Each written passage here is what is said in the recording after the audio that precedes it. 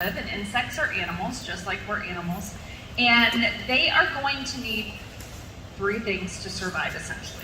Well, four, technically. They need food, they need water, they need a place to live. And then, of course, they need others of their kind to procreate. But if you have the first three, then you usually have more than one, and so you get that other one. So when we're dealing with any type of trying to attract those insects in, we want to think about that. We want to make sure that we are providing them with those resources. And so usually when people think pollinators, they think what? Bees. But, oh, nice. Sorry. Bees. But what are you trying to provide for them? You're going to do butterfly garden in the ground. What are you providing in that butterfly garden? Ways for them to eat. Eat. That's too much. Raise their young. Raise their young, yes. So you're providing food, you're providing shelter. Do you have water? Yeah. All right. Then see, you're good. Awesome. So when you're thinking about adding flowers to attract pollinators, pollinators aren't just bees and butterflies. We also have flies that are pollinators. We have beetles that are pollinators. We have some ant species that are pollinators. So there's a whole bunch of different insects that are out there that can help us pollinate our plants. And actually a lot of those possibly flies or the native bees, because usually when people think bees and pollinators, they think of the honeybee. That is not a native insect. But we do have tons of native bees that a lot of people don't really pay attention to, and they need as much attention and protection and care as the honeybees do. So when we're thinking about these insects, we need to think about different flower types. And you're going to have, essentially, I have broken it down into two categories. We have the open access, and that's going to pretty much let anybody in there. So a rock rose is a really good example of that. It's just open, here's my pollen, come on in. And so they are not really efficient at directing the pollen onto the insect. So they can go in there and they're just, it's like a big old sign, hey, come over here. And so these type of flowers are gonna need a lot of insects visiting them to get enough pollen and spread that around to the different flowers for pollination. When we're talking about restricted access, so I can't tell what that is, that's Duranta, I think. So this is going to be a specific shape, and it's going to specifically direct that pollen onto whatever insect is coming in based upon how it lands on the flower and where the mouth parts are stuck in and all that stuff. And so it will usually put the pollen on some specific location. So these ones are very accurate at getting pollinated because it's like, okay, you came here, you get the nectar reward, I'm putting the pollen on you, and you're going to take it over to the next place, and it's going to pick that pollen up. And so it knows that it's getting that pollination occurring. So you're going to want more than one type of flower in case you didn't get that message. So when we're also thinking about plant types, we need to think about a variety. Because not all of these insects are going to be focused, or all the life stages even, are going to be focused on nectar. I mean, that's the other thing that usually people think about pollinators, and it's like, oh, well, they need nectar. Not necessarily. Sometimes they're eating the pollen because pollen is protein, and then the nectar is going to be the sugar. But we also have things like butterflies. The immatures of butterflies are caterpillars. And so caterpillars don't eat nectar. They don't care about nectar.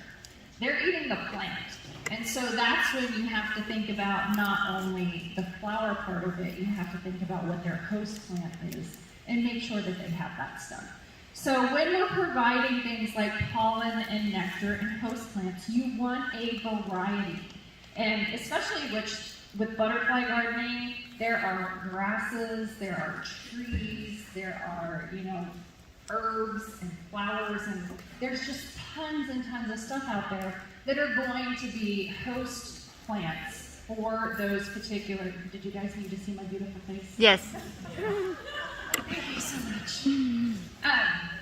So there are a bunch of different types of plants, not just flowering plants in the traditional sense, that you can use to bring pollinators in.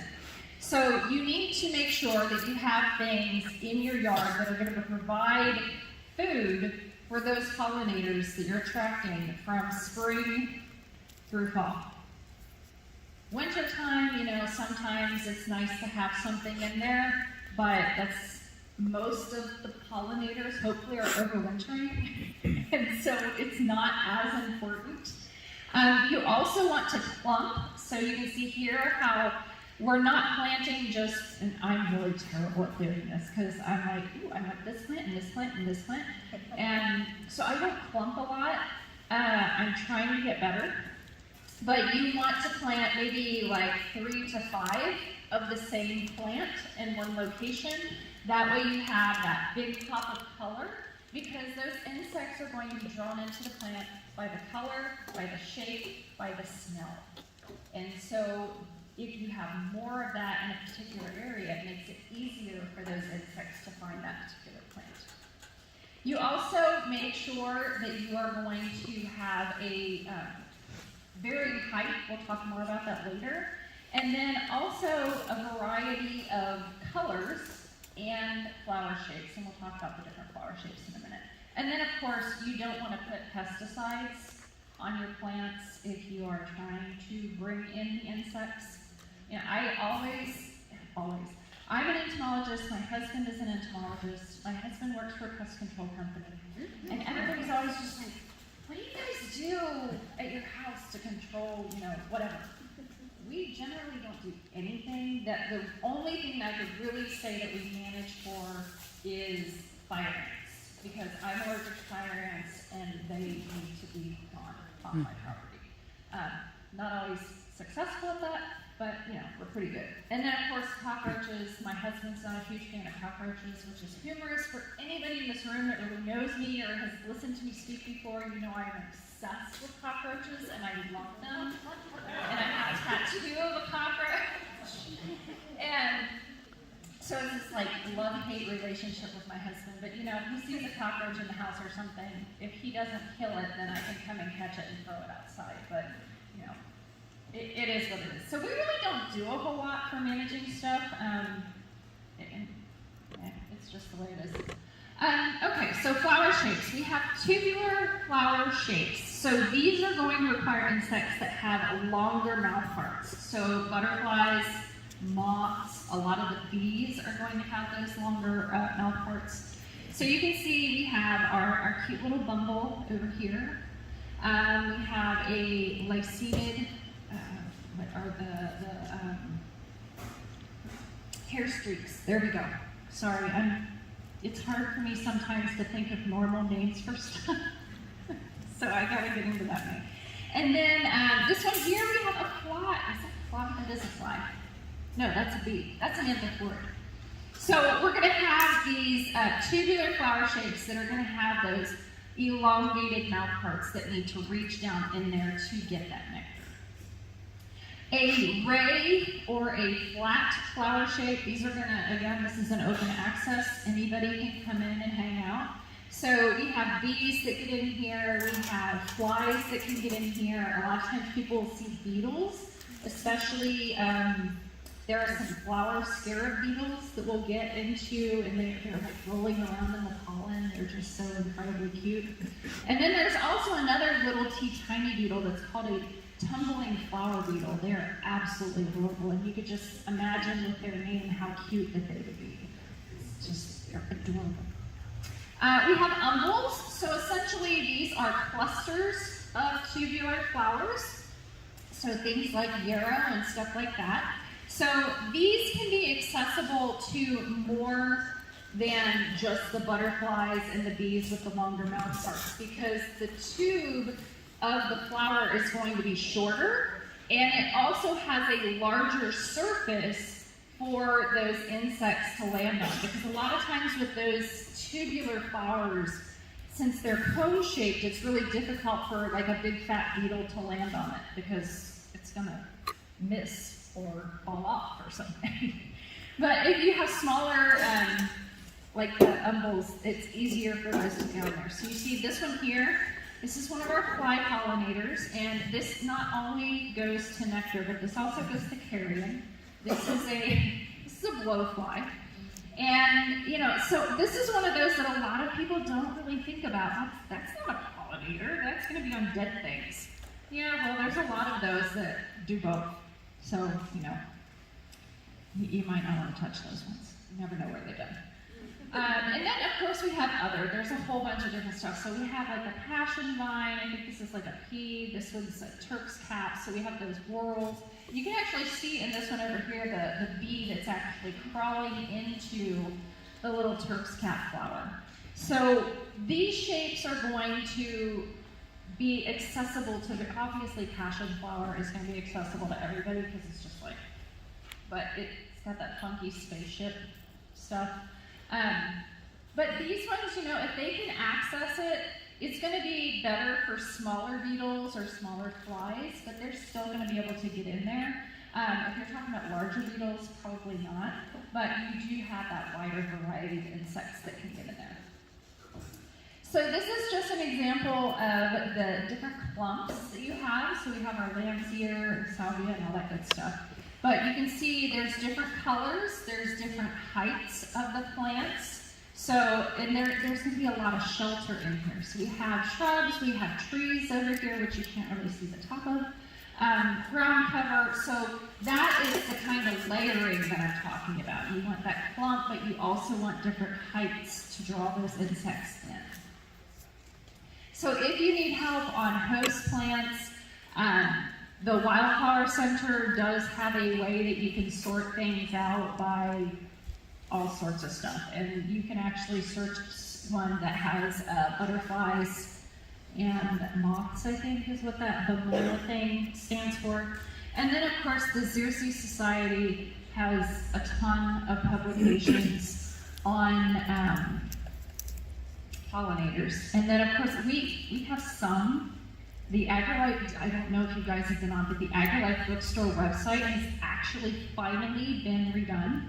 So you can actually find stuff now. So you can also go on there and look. So that's fantastic. What do you Google for that? AgriLife bookstore. Okay. So if we're talking about host plants for the foliage, this is really going to be dependent upon what insects you're trying to, I guess, draw in or grow in this case. And if you are somebody who doesn't want your plants eaten, this isn't going to be for you because these insects are coming in to eat your plants. So I actually had somebody several years ago, they had a butterfly garden. They're like, you know, I have all of these things that I sprayed my butterfly garden because it was being eaten by all of these caterpillars. And I'm like, huh? You're not going to have very many butterflies. It's like, that is the immature stage of the butterfly that you just killed. So don't spray your butterfly garden. But this is really going to be dependent upon what you are wanting. So if you're going for things like queens or soldiers or monarchs, or any of those are all milkweed caterpillars. So plant some milkweed into your yard. Hopefully you all do that because there's that whole Bring Back the Monarchs project. If you want Gulf fritillary, those are really good for passion vine. If you grow passion vine, you will have tons of fritillaries on there. And then if you like the swallowtails, a lot of them are going to be on things like rue, dill, parsley, fennel, all of those. I try to trick them, and because I don't like fennel, I don't like that flavor, but I love dill. So I always try to plant the fennel in one location, and then the dill in another location, and then I can transfer the caterpillars over to the fennel, so I can have the dill and they can have the fennel. It doesn't always work, but it's worth a shot. There are also some swallowtails that will get on citrus. A lot of people send me pictures of their citrus trees, and they're concerned about the caterpillars that are on it. So usually my answer in that case is, if you're worried about your citrus, like the foliage like being completely defoliated, which I don't think ever really happens with those, then you would need to do something about the caterpillars. But if you don't mind a little munching on the citrus tree, then you can just leave them there and you'll have those swallowtails. So just, ton of different plants. I'm not going to name them all. Oh, I do want to point out this one right here, because this is another one that I get. This can be a pollinator. It's a predator, but it can also be a pollinator too. This is a robber fly, and they are, you can see there it's getting nectar out of that flower, but they have those great big hairy bodies, and they also have like great big scary mouth parts that they'll use to stab into other insects and kill them and eat them and stuff. So those are great to have in your yard. They're fun to watch. Okay, so shelter. When we're providing them a place to live, this can be something, I guess, as fancy as you want to make it. I myself don't get too terribly fancy in my yard, but I'm also lazy. So this is where that planting and layers is going to play in. And this is something that when you are starting a landscape, you really need to think about. You want that mature stuff to be higher in the back and lower in the front. That way you can actually see everything.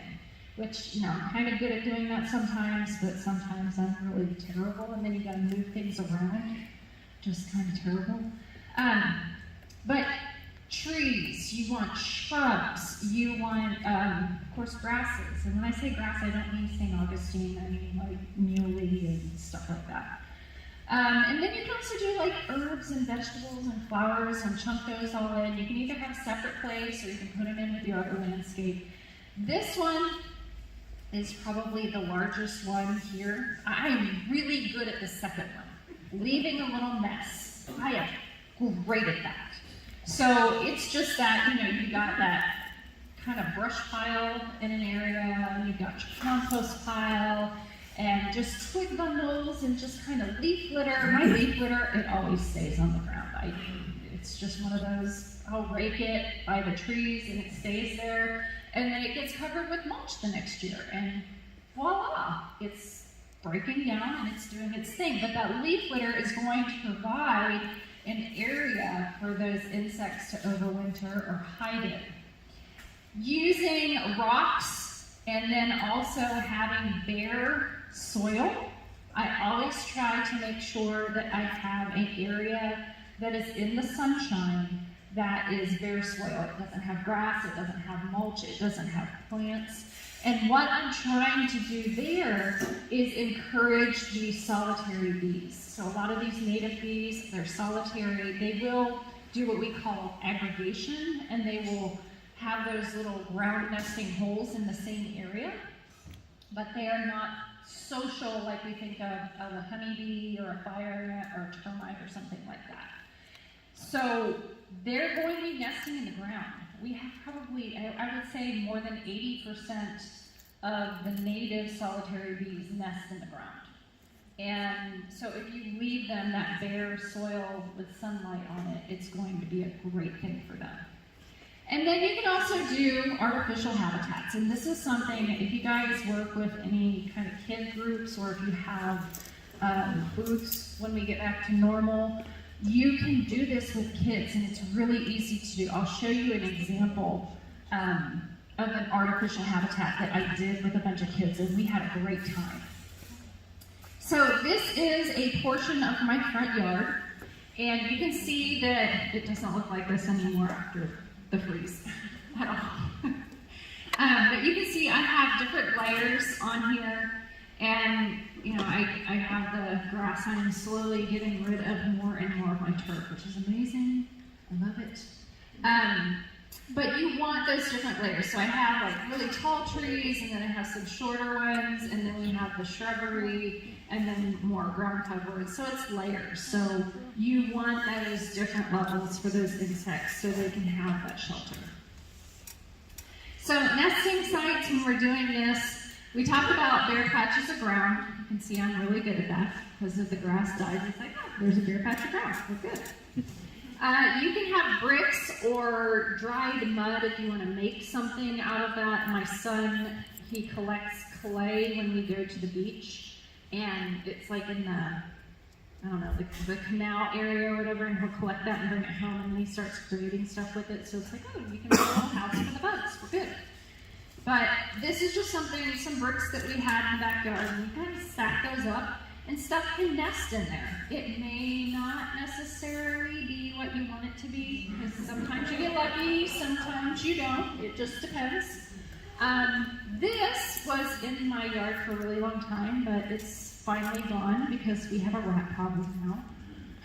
So we got rid of it. But this brush pile or like twigs or a snag or something like that, if you have enough property that you get it away from the house, that's a great place for things like bumblebees to nest in. So those are fantastic to have.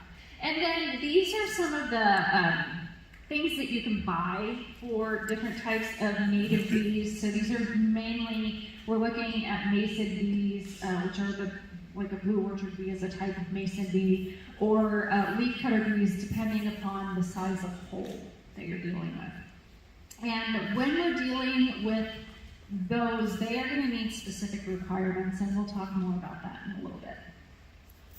So this is something else that I get questions about a lot. If you're seeing this in your landscape, this is a good thing. I know that it's damage to your plants, and they're cutting these little circle holes out of it, but those are leafcutter bees that are doing that, and those are one of our native pollinators.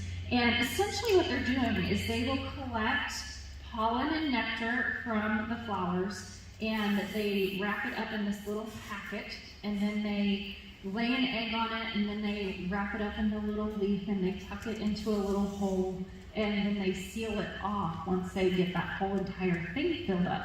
And so they're essentially creating a little nursery for their bees. So if you see this, that means that you have native pollinators in your yard. So this should be something that you get excited about when you see. Okay, so the bee box.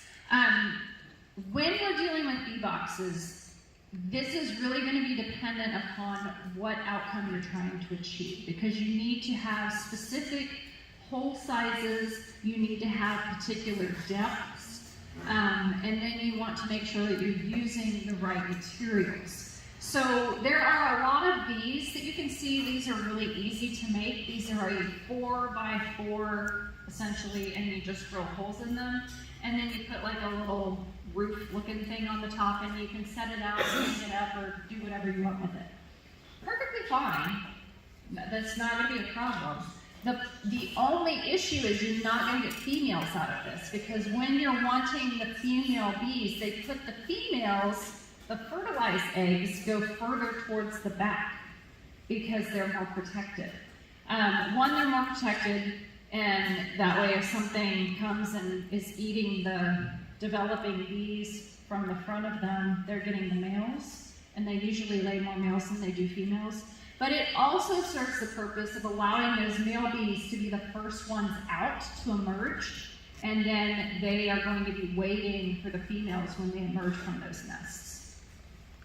So if you want females, it has to be usually about 5 to 6 inches. Usually I try to aim for 6 to 8 inches of depth. You don't want the hole to go all the way through. You do want a back on it, that way they're protected back there. And the big thing here, this is another one, you can't really clean that very well. You want to clean it after a couple of years because you don't want fungus building up in there, or bacteria or other disease organisms that can actually cause detriment to that bee population that you're trying to build. So you have things like this, where this is just like it's one that I found online. It's like a round plastic container, and it has cardboard tubes in it. And so it's really easy when that cardboard tube has had the bees emerge. You just pull that cardboard tube out, dispose of it, and then you can stick a new one in there and it's clean. So if you do this, what you can do is you can actually line these with paper, if you want. That way you can pull those out and it makes it easier to clean for you. This is the other solution. So this is a wooden house and it's layered. So this is what it looks like together, but when you take it apart, it looks like this. And so you can not only clean it, but you can also take it apart and actually see the bees that are in there that are developing, which is really cool. So when you're doing a bee box, these are going to be for the bees that come out usually first in the year. These are going to be our blue orchard mason bees, our leafcutter bees, those ones that are our early kind of fruit tree pollinators. And these boxes need to be placed about 3 to 5 feet off of the ground. They need to be stable, not blowing around. You can't hang them from a tree branch because that makes it more difficult for those bees to land on there. So you want it on a solid mounted surface. Make sure that it gets morning sun and that it's in a sheltered location from wind and rain and things like that. So this is the one that I made with a bunch of kids. And this was a really fun project because essentially what I did is I set them up with a can, and you can use essentially whatever size can you want. But the cans that I got were like those industrial size, like cafeteria cans. And you just need to make sure that the edges are not sharp, that they're gonna get cut, so you gotta kind of bend those down and whatnot. So I gave every kid a can, and then we just had piles of stuff on, well, we did it on the floor, but you can do it on tables. And so we had shredded paper and toilet paper rolls, pine cones, pine needles, bamboo, what else do we have? There sticks, of course, the cardboard egg cartons. We had packing material like that. I think it's called Excelsior or something like that. We had Spanish moss. I mean, just tons of piles of stuff. And we handed each kid a can and we're like, okay, put whatever you want in it, however you want it. And the kids were just like, what? So they got to create their own little insect habitat. And so we were telling them about where they can put them then.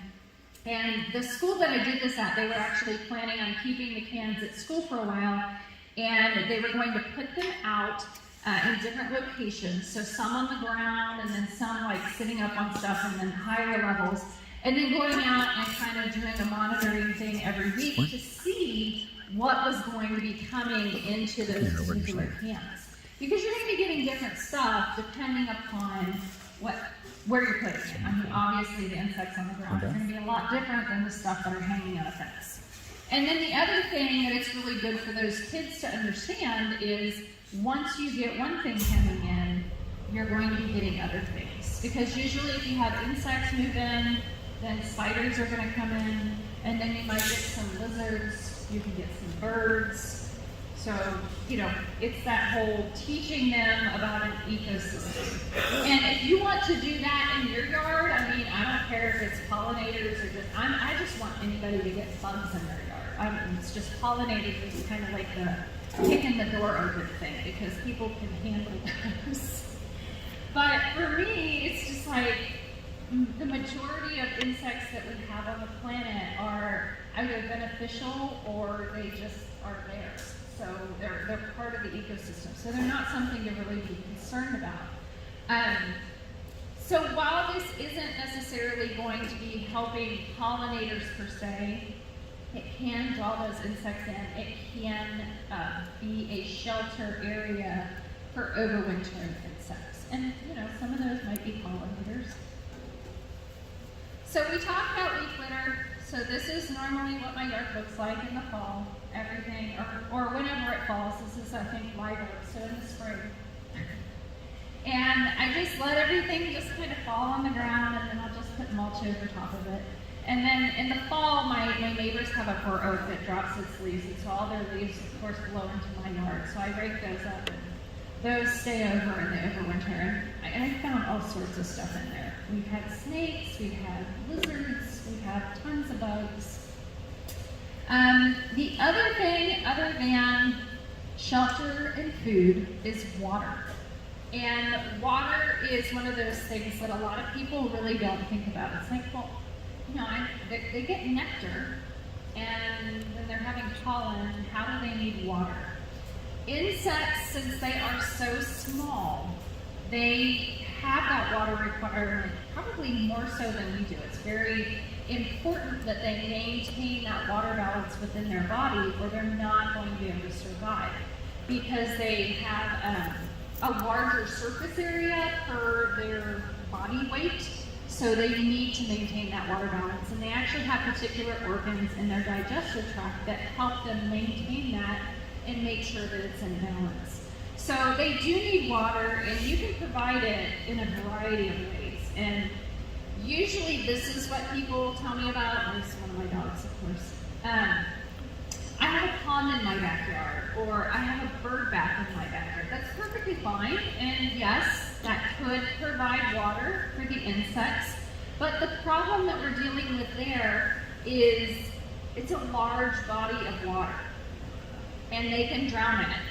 I have unfortunately, I need to do a video for my YouTube channel on this, because I have a bucket of water on my front porch. It's actually for my pottery, so it's my slip bucket, and I left it on the porch, and there are actually insects floating in it, and so I need to do a video, and I need to dump it out as well. But when you're talking about larger areas of water like this, it's really difficult for those insects to get to that water and not fall in there, unless you have a lot of vegetation like this. You know, if you have a big open pond, that's going to be different. And then the other problem that you can run into is if birds are at the bird bath and an insect comes in, depending on the bird, that insect might be eaten. Same thing with what you might have in the pond. If you have fish in that pond, it might get eaten. So when I'm talking about providing water for insects, I mean providing it specifically for them. And, you know, this is why people think that I'm nuts, which is fine. So it doesn't take a lot. You can take anything that will hold water, essentially, and make it into something that is going to be safe for those insects to use. You can put sand in it. You can put those little glass beads in it from the craft store. Of course, Army Men, because I have a kid. This one, if you're not wanting to fill the water up on a regular basis, this is something that you can do. Get one of the auto watering things and put the stuff in the bottom dish there, and then you don't have to fill it up as often. I did make an improvement on this. I need to get a new picture. So I peeled off the label, and I put a piece of painter's tape on the back, and then I painted this top part. And I painted mine blue because I wanted to draw in the ones that are attracted to blue, so I picked a 3+. I like blue. But if you want, you can do yellow, you can do red, whatever. It all depends on what you want to attract. But I painted that, and then once it dried, I peeled off that painter's tape on the back of it where it's flat, and that allows me to see the water level. But it helps to reduce the algae that builds up in there because that sunlight isn't going inside. So these are some more. This is a downspout in my backyard. So this is just to slow the water and hold it so those insects can get in there and actually drink it. This one's just a cast iron pot that I have in the backyard. And you just throw some rocks in it. Big old rock, that one I dug up out of my yard. So it's real easy to get the materials. And then this one, if you want to do something a little more fancy, this was done by a friend of mine, and she actually took a bucket and put cement in there and mixed, or it's probably Quikrete if I have to be honest, and then put some shells and stuff in there, but they put a hole in it so they can put a drip sprinkler head in there. And so that essentially will just drip water onto that surface. So again, there's a very small amount of water being provided for those insects, so it's really easy for them to access it. Some other ideas, a lot of people have chickens. Insects can get into those chicken watery things. This one is another huge one. Hummingbird feeders. Insects are going to go to hummingbird feeders. That is essentially you providing them with nectar. And while this isn't necessarily water in this case, you can put water in those for insects. Or you can put hummingbird stuff in there and they'll go to it when nothing's blooming. And the only way to get rid of bees that are at your hummingbird feeder is to take down your hummingbird feeder. I get that question all the time. The bees are on my hummingbird feeder, what can I do? But they're bee fruit. Take it down, oh, whatever. Whoever told you that is a very good salesperson. So this is another, if you want a garden project to do, this is something that I did in my yard. I have now dismantled it because it rotted. This was a soaker hose, and I just spiraled it, and I connected the layers of hose together with zip ties, and then I put some potting soil in it, and I put some plants in it, and it was hooked up to the garden hose thing there, and so when I turned it on, not only did I water the stuff that was in there, but you also have that water on the outside that makes it real easy for insects to get that water to drink. The other thing, if you want to get a little swankier than just providing water, this is good for butterflies, but other insects will also come in here. This is called puddling. So this is something that they naturally do around mud puddles, and what they're doing is they're trying to get the minerals and salts out of the mud and all that stuff. So that's why they're going around those areas. So you can create your own puddling dish, and that's what I did here. I just took a big flat saucer, and I put some sand in it, and I put some compost in it, and I put some soil in it, and then I just created a little divot, and it gets water, and I have a rock there for them to sit on, and so they can go in there. And you want to put it in a sunny area, of course. And then this is one of those, this isn't something that you leave out for a long period of time, because usually that starts growing in mammals that you might not want in your yard. But if you want insects, you can put this out during the day, again in a sunnier area, but just put out a dish with bananas or orange slices or pears or whatever. You can actually see there's a fly over here. Again, not what people think of as a pollinator, but it is. So other possibilities, this is another way that you can feed stuff if you're concerned about mammals carrying away your food. You can use the suet baskets and put things like orange slices in there or melon slices or anything like that. You also want, I try to have bare patches of ground in the areas that get irrigated on a somewhat regular basis. I have this area in one of my front beds that I don't mulch, and I do that specifically for the mud daubers. That way they can come in and get mud to create their nests. And so I can take pictures, as you can see. You also want basking areas for insects. They are not warm-blooded like we are, so they do need to warm themselves up in the sun on cooler days to make sure that they have kind of that warmth that they can actually use those muscles properly. So you can do that by providing some logs for them to rest on, or a rock in a sunnier area of your yard, or sometimes they'll just be on the side of your house if you have a light colored facade. That's also going to work. So essentially, food, water, shelter. You want a variety of things throughout the season, so that would be spring through fall. And then, of course, let nature be nature. This is one of those things that people try to manage things so often that they have in their brains that I need it to look a specific way. And it's not always going to work that way, because insects are going to move in, you're going to have other animals move in, and that's nature, and hopefully that's why you guys are gardening and you're outside, because it's something that you enjoy.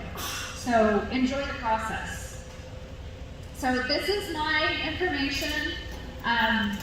Since we have moved into COVID times, I have done more outreach.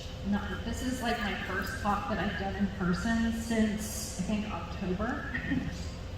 It's been a really long time since I've been in a room of humans listening to me.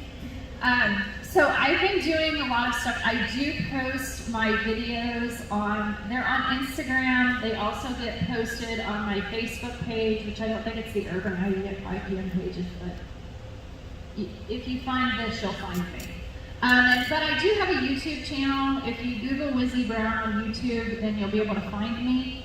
And these are really short videos. I try to keep them about a minute in length, short attention spans. These are just kind of like very small snippets of information.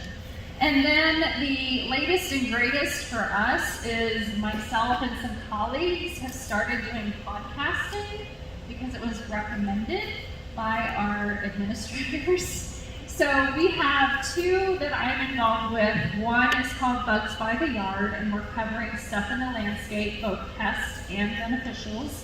And then our other one is dealing with structural stuff, and that one is called Unwanted Guests. So this one in Bugs by the Yard we have, I think our 4th episode just came out last week. And then our Unwanted Guests one, that one should be posted, our 1st episode, hopefully by the end of this month. So if anybody has any questions, let me know.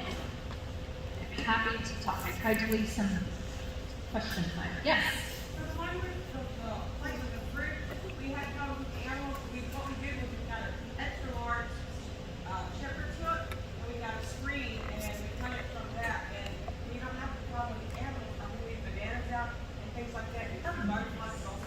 Yeah, that's why I went to the suet basket, because it was like, the squirrels were just like taking everything. And I was like, all right, this has got to stop. So yeah, that's a great idea, the screen, yeah. Yes? I'd like to do the pollinator habitat with my kindergartners, but I have 21 of them. So could I use a regular size can? Yes, it's just going to be a smaller habitat. Okay, or is it on its everyone, side? next meeting, everybody bring in some cans. And I need we'll them be next week. set. I need them next week. The can would be on its side, I'm assuming, so otherwise it would collect water. So when they fill it, it's easier to fill when it's face up, but then when you set it down, it's going to be on its But side. you turn it on its side. Yep. Thank you. And if it's a smaller one, it's really easy to fill it up because it's a smaller space. So is it open on both ends? No, it's just open on the one end.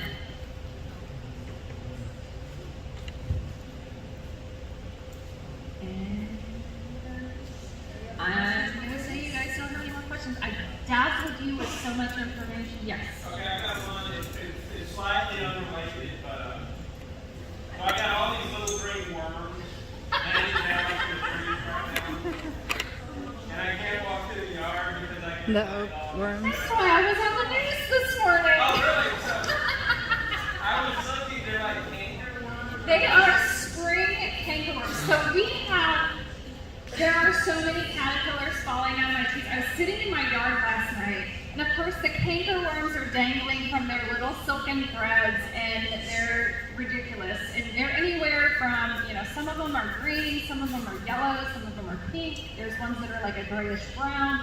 They're all the same insect. So cankerworms, the spring cankerworm, they get inch and a quarter, maybe, when they're fully grown. And they are going to have what we call true legs. So we have the 6 true legs, and then they have what are called false legs or crow legs. And they are only going to have 2 pair of those. Most caterpillars have anywhere from 3 to 5 pair of those. So that's what makes the cankerworms do that little inching along motion, because they only have those 2 pair of crow legs. So the spring cankerworms are going to generally be feeding on the foliage of trees. Unless you have tons and tons and tons of them, your trees are going to be fine. The dangling thing is irritating because you walk into them and there's webbing all over you. But they're only going to be feeding for about 3 to 4 weeks, and then they're done. There's only one generation per year. And I would say this year is definitely heavier populations than we have seen before. I do not think that it is related to the freeze. It's just one of those, it's cyclical and we never know when it's going to occur. And it's definitely in pockets because, you know, I have them in my trees, but I've had people send me pictures and they are just covering everything. It's crazy. But the other caterpillars that I have been seeing around my house are the forest tent caterpillars. Those ones get, and I did videos of that one. So if you go to my YouTube channel, they're right here. There is information about spring cankerworms and forest tent caterpillars, and next week will be the third one. So the forest tent caterpillars, that's another one that's going to feed on broadleaf trees. They're defoliators, but they are going to create a mat of silk, usually on either the trunk or on the larger branches of the trees. And so if you need to do something about them, then you can just spray that. But again, you know, generally you don't have to worry about your trees. And then the other one that is really annoying to me, the snout butterflies. You guys know those ones that do the whole migration in the fall, but they go that way. I know you guys get them around here because I've driven down here and they're like hitting the car like mad. They're like brown and orange and cream, and they have those big labial palps that make it look like they have a long nose. So those are the snout butterflies. Those caterpillars are like falling on me constantly, and they're like a pudgy, yellowish green caterpillar, but they have more pro legs than the pinky ones. So those are the ones that I have been seeing. There could possibly be more because there are tons of caterpillars. And about, it doesn't have to be about pollinators, it can be about whatever. Okay, so we have a shallow pond place, and usually like to put some biological discs in there for mosquitoes. Is that okay? Yes, that is okay. So the dunks or the donut thingies, that is, it's Bacillus thuringiensis israeliensis, and it targets caterpillars. That's for stocky. Let's go to this one. Israeliensis targets mosquitoes, mosquito larvae, midge larvae, and black fly larvae. So it's not going to affect the other stuff that's in there. So you could also add fish in there, of course, to help control it. It can be the official Gambusia mosquito fish, or you could just go buy some feederville fish and chunk those in there. It all works. But yes, that's going to be fine. I use those dunks in my rain barrel because my screening, my husband has been going to fix it for 3 years now and hasn't. So I use them in there. But when you're using the dunks, it is not the depth of the water, it is the surface area that you're going by. So you don't have to worry. It could be 10 feet deep, it could be 2 feet deep. You're going by surface area. Right, yes? So I read, not sure it's real, right? But flies don't like lavender.